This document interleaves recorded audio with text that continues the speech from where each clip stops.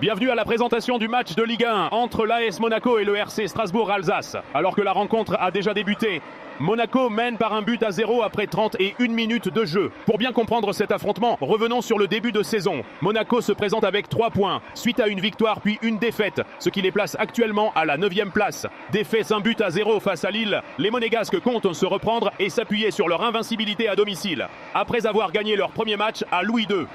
Face à eux, le RC Strasbourg effectue un début de campagne remarquable. Le club alsacien occupe la 4e place avec 6 points grâce à 2 victoires en 2 matchs sans avoir encaissé le moindre but. Cette dynamique positive a été confirmée par une récente victoire en Coupe d'Europe.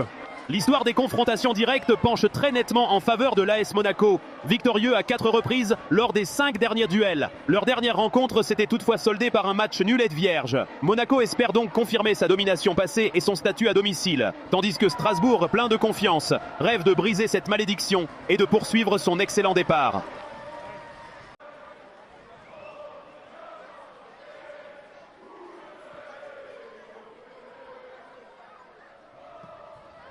En première période, Monaco ouvre le score dès la 6e minute par Magne Akliouche, qui conclut une action du pied gauche depuis le centre de la surface.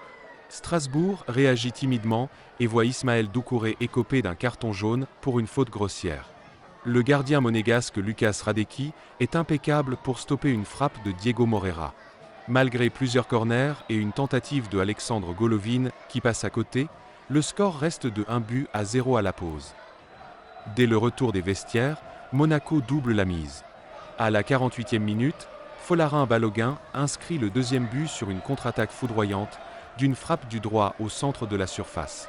Strasbourg tente de se relancer avec plusieurs changements, including Bakwa et Paé, mais se heurte à une défense monégasque solide menée par Eric Dier. Le match est interrompu pour une blessure de Mamadou Sarr. Les Strasbourgeois manquent plusieurs occasions, comme une tête de Joaquin Panichelli qui file à côté et une frappe lointaine de Félix Lemaréchal contré.